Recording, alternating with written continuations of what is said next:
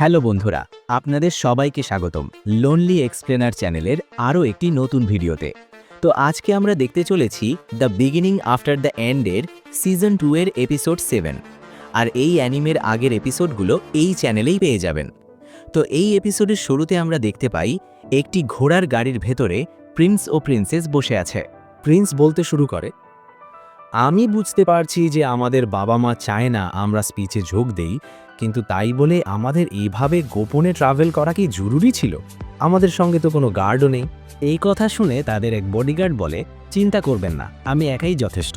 তাছাড়া princess Kathleen নিজেই চান না এখানে বেশি গার্ড আসুক, যাতে অযথা তার উপর দৃষ্টি আকর্ষণ না হয়। এতে কেথলিন বিরক্ত হয়ে বলে, আমি তো এটাও বলেছিলাম যে আমি এখানে আসতেই চাই না, তবু আমাকে আসতে হয়েছে। প্রিন্স হেসে বলে, তোমার তো খুশি হওয়া উচিত, কারণ তুমি সব সময় নিজেকে লাইব্রেরির ভেতর বন্দি করে রাখো, তাই আমি তোমাকে একটু বাইরে নিয়ে এসেছি। কেথলিন বলে, চুপ করো, তুমি আমাকে এখানে এনেছো কারণ তোমার সঙ্গে যে মেয়ের আসার কথা ছিল সে শেষ মুহূর্তে আসার জন্য ক্যান্সেল করেছে। এই কথা শুনে প্রিন্স চুপ হয়ে যায়। তখন কেথলিনের নজর আর্থারের দিকে পড়ে। আর্থার তখন প্রচণ্ড রেগে আছে। সেটা দেখে ভিনসেন্ট ভীষণ ভয় পেয়ে যায়। সে মনে মনে বলে, আমি আগে কখনো আর্থারকে এতটা রাগান্বিত দেখিনি। যদি আমি এখনই ওকে না থামাই তাহলে এই বাচ্চাগুলো সবাই মারা যাবে। ভিনসেন্ট ভয় পেয়ে আর্থারের সামনে দাঁড়িয়ে যায় এবং ছেলেগুলোকে বলে, এখান থেকে এক্ষুনি চলে যাও, না হলে তোমরা আহত হবে। ভিনসেন্ট আর্থারকেও বলে, ওদের ইগনোর করো, ওরা তো শুধু বাচ্চা। কিন্তু ছেলেগুলো উল্টো ভিনসেন্টকে নিয়ে হাসাহাসি শুরু করে। তারা বলে, দেখো, এক বুড়ো লোক এভাবে ওদের রক্ষা করছে। ভিনসেন্ট মনে মনে বলে, বোকা বাচ্চারা, আমি তো তোদেরই বাঁচানোর চেষ্টা করছি। কিন্তু আর্থার তার রাগ একদমই কন্ট্রোল করতে পারে না। সে ভিনসেন্টকে বলে, আঙ্কেল ভিনসেন্ট, দয়া করে সরে যান। আর্থারের এমন অবস্থা দেখে ভিনসেন্ট আর কিছু করতে পারে না, সে সরে যায়। তখন এক সবুজ চুলওয়ালা ছেলে সামনে এসে বলে, আমি ওকে দেখছি, ওকে হারানো খুবই সহজ হবে। এটা বলে সে হাতে একটা পাইপ নিয়ে আর্থারের উপর হামলা করতে আসে, কিন্তু আর্থার খুব সহজেই তাকে হারিয়ে দেয়। এটা দেখে বাকি সবাই অবাক হয়ে যায়। এরপর আর একটা ছেলে এগিয়ে আসে। সে বলে, আমার সঙ্গী তোমাকে দুর্বল ভেবেছিল বলেই হেরেছে, কিন্তু আমি হারব না। তোমার মতো সাধারণ ছেলেকে আমি দেখাবো একজন নোবেল কি করতে পারে। এই বলে সে দ্রুত চারদিকে দৌড়াতে দৌড়াতে আর্থারের ওপর হামলা করে। সে মনে মনে বলে, এটাই আমার 1000 স্টেপ স্ট্রাইক টেকনিক। তুমি আমার মুভমেন্ট দেখতে পারবে না, এক আঘাতেই আমি তোমাকে হারাবো। কিন্তু বাস্তবে তা হয় না। আর্থার খুব সহজেই অ্যাটাক এড়িয়ে যায়। এতে ছেলেটা অবাক হয়ে যায়। এরপর আর্থার নিজের লাঠি দিয়ে তাকে আঘাত করে মাটিতে ফেলে দেয়। আঘাতের লাঠিটাও ভেঙে যায়। আর্থার বিরক্ত হয়ে বলে, কি লজ্জার ব্যাপার, মানা ছাড়া জিনিসগুলো একদমই টেকে না। যাক, মনে হচ্ছে এবার হাতে হাতেই লড়তে হবে। এদিকে যে ছেলেটা প্রথমে ঝগড়া শুরু করেছিল সে তার বাবার কথা মনে করে, আমাদের হাতই যে কোনো অস্ত্রের চেয়ে শক্তিশালী। এই কথা মনে করে সে নিজের লোহার পাইপ ফেলে দেয় এবং খালি হাতে লড়ার প্রস্তুতি নেয়। সে বলে, এক ঘুষিতেই আমি একে শিক্ষা দেব। সে আক্রমণ করতে যাবে, কিন্তু হঠাৎ সে আর্থারের ভয়ঙ্কর অরা অনুভব করে। সে অবাক হয়ে ভাবে, এই ছেলেটার অরা আমার বাবার থেকেও ভয়ঙ্কর কেন? ভয় কাঁপতে কাঁপতে সে আক্রমণ করে, কিন্তু আর্থার সরাসরি তার মুখে একটা ঘুষি মারে। এর ফলে জ্যামেল অনেক দূরে ছিটকে পড়ে। এইভাবেই লড়াই শেষ হয়ে যায়। আর্থার এখন সেখান থেকে যাওয়া শুরু করে, কিন্তু হঠাৎ জ্যামেল ক্ষিপ্ত হয়ে চিৎকার করে, বলে, তোর সাহস কিভাবে হলো আমাকে এভাবে মারার? এই বলে সে পিছন থেকে ম্যাজিক ব্যবহার করে আর্থারের ওপর আক্রমণ করে। সবাই প্রস্তুত ছিল না। আঘাত লাগতে যাচ্ছিল, ঠিক তখনই হঠাৎ একটি বরফের শিল্ড তৈরি হয় যা আক্রমণ আটকে দেয়। আমরা বুঝতে পারি এই বরফের শিল্ড প্রিন্সেস ক্যাথলিন তৈরি করেছে। এরপর ক্যাথলিন ক্যাসেলের সেই ঘটনার কথা মনে করে যেখানে অকশনের সময় সে প্রথমবার আর্থারকে দেখেছিল। সে ভাবে, শুরুতে আর্থারকে অন্য সাধারণ বাচ্চাদের মতোই মনে হয়েছিল, আমার ভাইয়ের মতো, কিন্তু পরে বুঝলাম ও আলাদা। ও বাকি ছেলেদের মতো নয়, ও অনেক বেশি আলাদা। তাই আর্থারকে আমার ভালো লাগে। এই সময় কার্টিস সেখানে এসে বলে, এখানে কি হচ্ছে? প্রিন্স ও প্রিন্সেসকে দেখে ছেলেগুলো ভয় পেয়ে মিথ্যা বলে, আমরা তো শুধু কথা বলছিলাম, ওরাই এসে আমাদের মারতে শুরু করেছে। এই কথা শুনে এলাইজা রেগে যায় এবং বলে, তোমরা মিথ্যে বলছো, তোমরাই তো ওই ছেলেকে মারছিলে। কিন্তু কার্টিস ছেলেগুলোর কথাই বিশ্বাস করে আর্থারকে জিজ্ঞেস করে ওরা কি সত্যি বলছে। ক্যাথলিন এটা বিশ্বাস করে না। সে মনে মনে ভাবে, আমার ভাই, অন্তত দুই পক্ষের কথা শোনো। কার্টিসের প্রশ্নে আর্থার বলে, আপনি কি মজা করছেন? এতে জামেল হাসতে থাকে এবং ভাবে, এই ছেলেটার তো কোনো ম্যানার্স নেই। এ সময় বডিগার্ড আর্থারের কাঁধ ধরে বলে, তোমার সাহস কিভাবে হলো প্রিন্সের সঙ্গে এভাবে কথা বলার? আর্থার সঙ্গে সঙ্গে তার হাত শক্ত করে ধরে বলে, দুঃখিত, আমি যখন বোকামি কথা শুনি তখন এমনভাবেই কথা বেরিয়ে আসে। অল্প বয়সে এত শক্তি দেখে বডিগার্ড ভয় পেয়ে যায়। ঠিক তখন ভিনসেন্ট এগিয়ে এসে বডিগার্ডের হাত ছাড়িয়ে দেয় এবং বলে, দুঃখিত, ও আমার ভাতিজা। আসলে ওই ছেলেগুলোই মিথ্যা বলছে। কার্টিস ভিনসেন্টকে চিনে ফেলে এবং বলে, আপনি এখানে কি করছেন? ভিনসেন্ট বলে, আমরা অ্যানাউন্সমেন্টের দিকে যাচ্ছিলাম, তখন দেখলাম এই ছেলেগুলো একটা বাচ্চাকে মারছে। কার্টিস তখন আহত ছেলেটার দিকে তাকায় এবং দেখে তার অবস্থা খুব খারাপ। সে রেগে গিয়ে বলে, তোমাদের সাহস কিভাবে হলো আমাকে মিথ্যা বলার? তোমাদের নাম কি? জ্যামেল বলে, আমি ট্রাইডেন্ট হাউসের বড় ছেলে। এই কথা শুনে কার্টিস একটু ঘাবড়ে যায়। সে ভাবে, ট্রাইডেন্ট হাউস খুব শক্তিশালী, তাই কিছু করলে ঝামেলা হবে। তখন জ্যামেল মনে মনে হাসে, দেখলে, তুমি আমার কিছুই করতে পারবে না। ক্যাথলিন বলে, তোমার শাস্তি হওয়া উচিত। কিন্তু কার্টিস তাকে থামিয়ে বলে, শেষ পর্যন্ত কেউ গুরুতর আহত হয়নি, তাই বিষয়টা এখানেই শেষ করি। জ্যামেল খুশি হয়ে ভাবে, দেখলে, বলেছিলাম না। সব কিছু দেখে আর্থার ভিনসেন্টকে বলে, আপনার কাছে কি সেই কমিউনিকেশন স্ক্রলটা আছে? ভিনসেন্ট বলে, হ্যাঁ আছে, এই নাও। আর্থার স্ক্রল দিয়ে জাইরাস একাডেমির ডিরেক্টরকে কল করে। ডিরেক্টর প্রথমে রেগে যায়, কিন্তু আর্থারকে দেখে বলে, আর্থার, তুমি এখানে? সিনথিয়া খুব খুশি হয়। এটা দেখে সবাই অবাক হয়ে যায়। আর্থার বলে, আমি চাই তুমি জ্যামেল আর তার পুরো দলকে একাডেমি থেকে বের করে দাও, কারণ ওরা রেসিস্ট হয়ে বুলি করেছে এবং সিটির ভেতরে ম্যাজিক ব্যবহার করেছে। যখন সিনথিয়া শোনে জ্যামেল ট্রাইডেন্ট হাউসের বড় ছেলে, তখন সিনথিয়া বলে, আমার মতে এই কাজ করা ঠিক হবে না। কিন্তু আর্থার বলে, আপনি যদি চান আমি একাডেমিতে আসি তাহলে আমার কথা মানুন। এই কথা শুনে সিনথিয়ার সঙ্গে সঙ্গে রাজি হয়ে যায়। এটা দেখে সবাই অবাক হয়ে যায়। তারপর সবাই সেখান থেকে চলে যায়। অন্যদিকে জ্যামেলের মা ফোন দিয়ে বলে, তুমি কি করেছো যে জাইরাস একাডেমি তোমাকে বের করে দিয়েছে? অন্যদিকে কার্টিস আর্থারের কাছে এসে বলে, দুঃখিত, আমি তোমার সঙ্গে ঠিকভাবে কথা বলিনি। আর্থার বলে, কোনো সমস্যা নেই, আমারও কথা বলার ধরনটা পুরোপুরি ঠিক ছিল না। এতে কার্টিস বলে, কোনো সমস্যা নেই, তোমার রাগ হওয়াটাই স্বাভাবিক ছিল।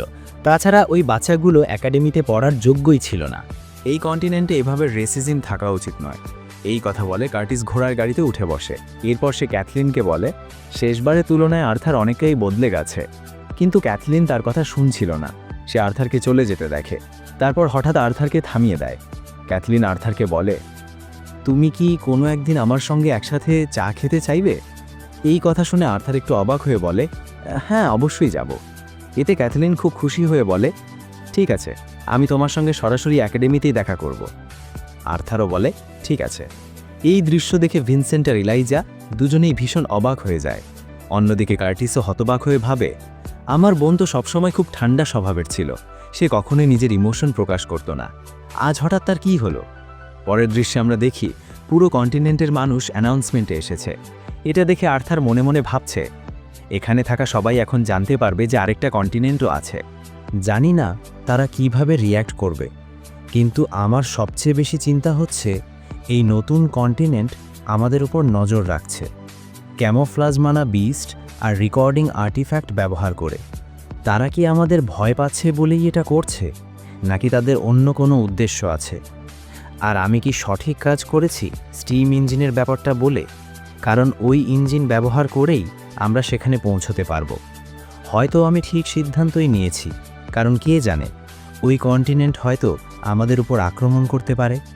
যদি আমরা আগে সেখানে পৌঁছাই তাহলে হয়তো আমরা আগে হামলা করতে পারবো। এই সব ভাবতে ভাবতেই আর্থারের মা তাকে দেখে বলে, কি হয়েছে, আজ তোমাকে একটু বেশি অন্যমনস্ক লাগছে? আর্থার বলে, না, কিছুই হয়নি।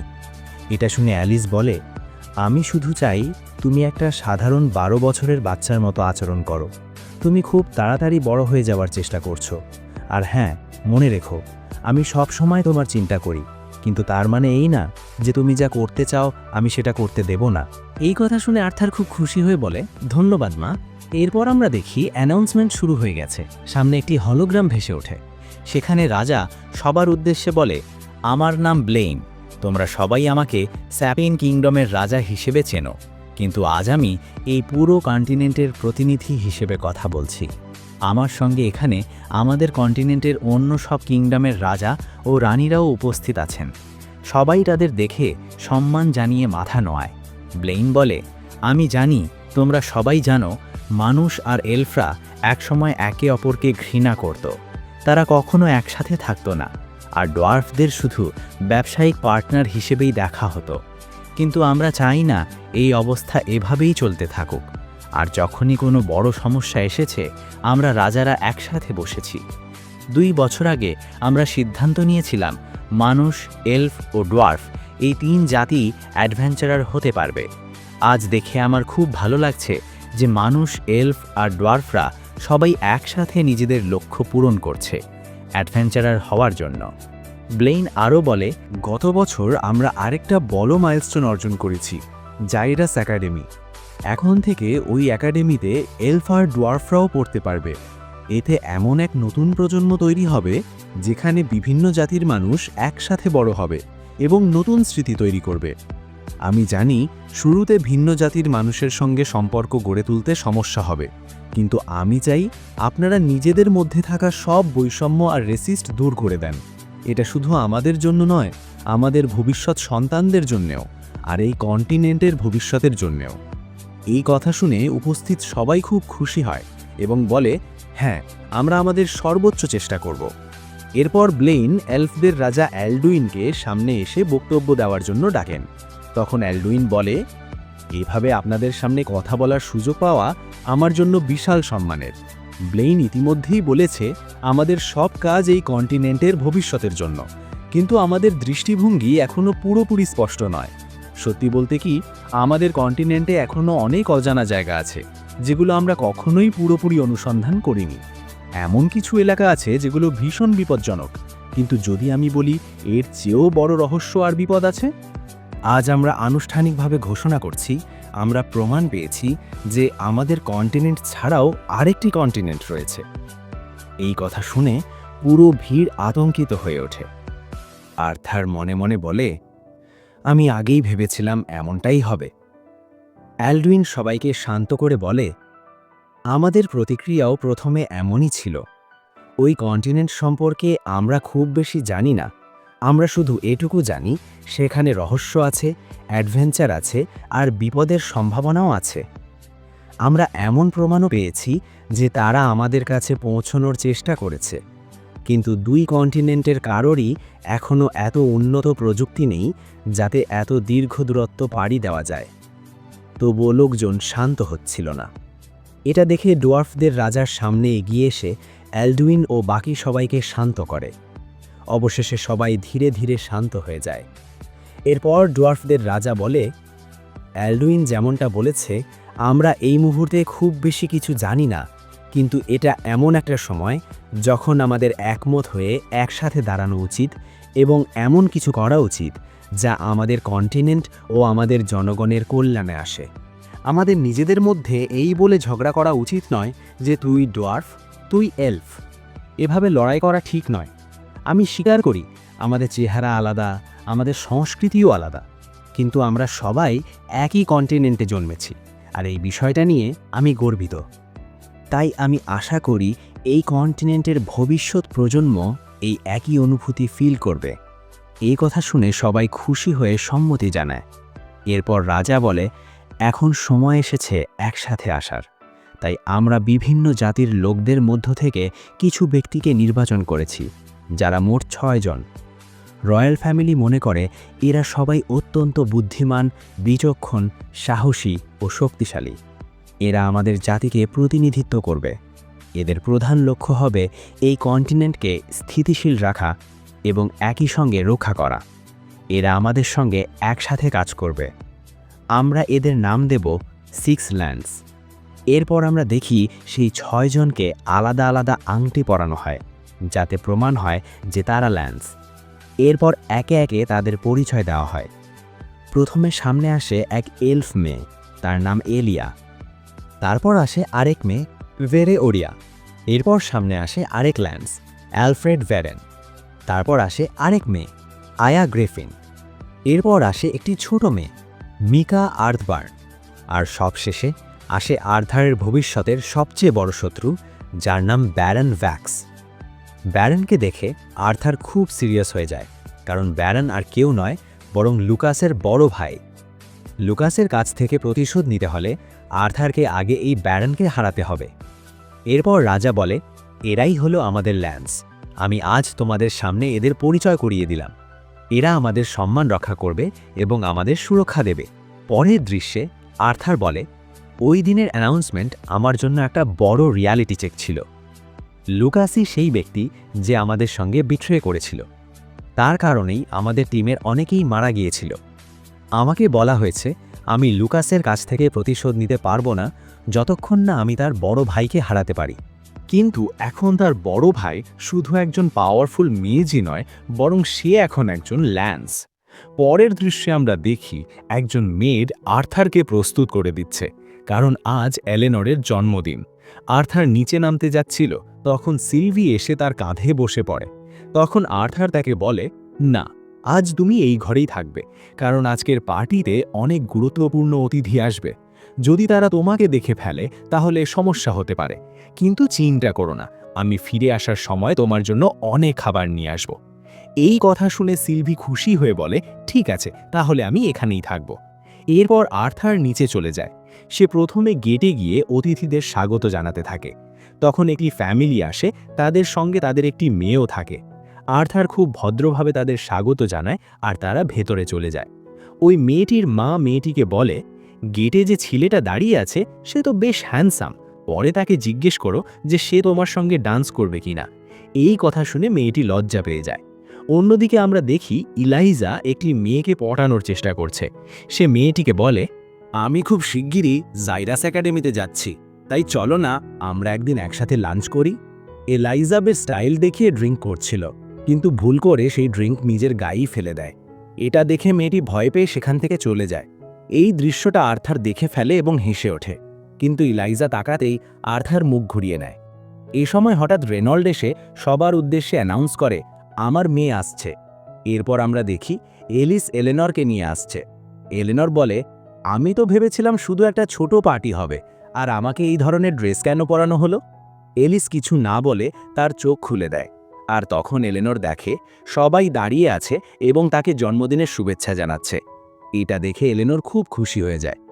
এরপর আমরা দেখি জন্মদিনের অনুষ্ঠানে অনেক ইভেন্ট হচ্ছে, ম্যাজিক শো, সিঙ্গিং শো, আরও নানা আয়োজন।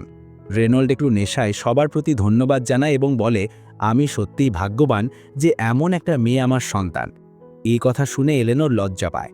রেনল্ড এরপর বলে, আজকের দিনটা খুবই স্পেশাল, তাই আজ আমার মেয়ে আর আমার ছেলে দুজনেই ড্যান্স করবে। এই কথা শুনে এলেনর অবাক হয়ে যায়, কারণ তারা তো আগে থেকে ড্যান্সের কোনো পরিকল্পনাই করেনি। অন্যদিকে ট্যাবেথা অ্যালিসকে বলে, আমি তো জানতাম না এলেনর আর আর্থার ড্যান্সের প্র্যাকটিস করেছে। এলিস বলে, কারণ ওরা করেনি। এলিস এখন রেগে বলে, রেনল্ড, আমি তোমাকে ছাড়ব না। এলেনর তার মায়ের কাছে গিয়ে বলে, আমি এখন কি করব? আমি তো ড্যান্স করতে পারি না। ঠিক তখনই আর্থার তার কাছে এসে তার হাত বাড়িয়ে দিয়ে বলে, তুমি কি আমাকে তোমার সঙ্গে ড্যান্স করার সুযোগ দেবে? এলেনার হাত বাড়িয়ে দিয়ে বলে, সুযোগ তো দেব, কিন্তু আমি ড্যান্স করতে পারি না। আর্থার হেসে বলে, চিন্তা করো না। এরপর রেনল্ড গান চালিয়ে দেয়। আমরা দেখি আর্থার খুব সুন্দরভাবে ড্যান্স করতে পারে। সে এলেনরকে কোনো কষ্ট না দিয়েই তার সঙ্গে ড্যান্স করায়। সবাই এটা দেখে ভীষণ মুগ্ধ হয়ে যায়। শেষে আর্থার তার ম্যাজিক ব্যবহার করে এলেনরকে হালকা করে ওপরে তোলে এবং খুব স্মুথভাবে আবার নামিয়ে আনে। এটা দেখে সবাই খুবই ইমপ্রেসড হয়ে যায়। আর্থার মনে মনে ভাবে, আমার আগের জীবনের ডান্সের নেওয়া লেসেনগুলো আজ কাজে লাগলো। সবাই তখন এলেনরের চারপাশে জড়ো হয়। ঠিক তখনই জিডিএন এসে আর্থারকে বলে, আমরা কি একটু কথা বলতে পারি? পরের দৃশ্যে আমরা বাইরে একটি ক্যারেজ দেখি। সেখানে এক মেয়ে বসে আছে। সে আরেক মেয়েকে বলে, আমি শুনেছি তুমি আর্থারের খুব কাছের, তুমি কি ভেতরে গিয়ে তার বোনকে উপহার দিতে পারো না? যার সঙ্গে সে কথা বলছিল সে আর কেউ নয়, টেসিয়া। টেসিয়া বলে, আজ আর্থারের মনোযোগ তার বোনের দিকেই থাকা উচিত, আর তাছাড়া আমরা খুব শিগগিরই স্কুলে দেখা করব, তাই আমি ভেতরে যাব না। আর এখানেই এই এপিসোড শেষ হয়ে যায়। এখন এর নেক্সট এপিসোড দেখার জন্য তাড়াতাড়ি এই চ্যানেলকে সাবস্ক্রাইব করে তার পাশে থাকা বেল আইকন ক্লিক করে অল নোটিফিকেশন সিলেক্ট করে দিও, যাতে এর নেক্সট এপিসোড আপলোড দেওয়ার সাথে সাথেই তোমাদের কাছে নোটিফিকেশন চলে যায়। তো টেক কেয়ার অ্যান্ড আল্লাহ হাফিজ গাইজ।